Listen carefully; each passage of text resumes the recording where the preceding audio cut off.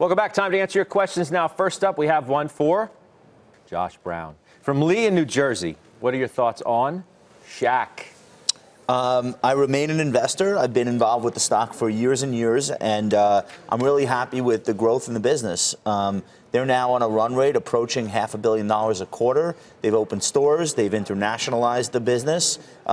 They've kept the quality up, and they've kept store traffic up. So, look, at the end of the day, they're selling cheeseburgers and root beer floats. They're certainly not designing AI chips. So I think it's reasonable to say that while they're growing faster than a lot of other fast food chains or quick service restaurant chains, they're still constrained by what the industry is. So if you're an investor and you understand that concept, there'll be good and bad quarters, but ultimately the stock has done pretty well. It's up about 35% since it's come public. Number two for you, Brenda. It's from Mel in Encino, California. Sherwin-Williams. Buy or sell? Yeah, so this is a name that we own.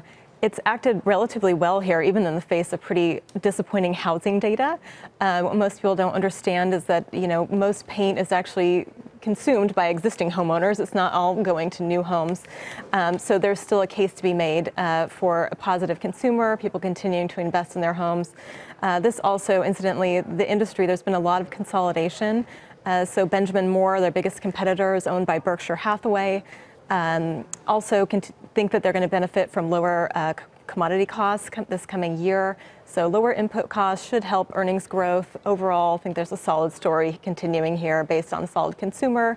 Also, if housing benefits from the Fed pause and we do see a pickup there, that would just be incremental business for them. Okay. The Good Farmer, we have one for you. It's from Walter on FireEye. What do you do?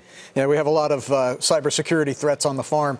No, look, here's the thing. This is a space that I think everybody should be involved in. I don't think this is the name, though. You've got single-digit revenue growth. You've got a very high multiple. Why not look at a Palo Alto Networks, which is a lot bigger, faster growing? Why not look at a Cisco Systems, which everybody on the show knows I like? It's obviously more than security, but security is a big part of the business.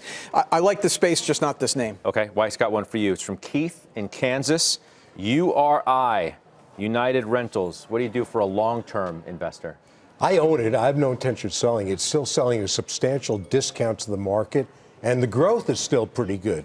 So rather than, to me, this is your industrial play, your capital equipment play.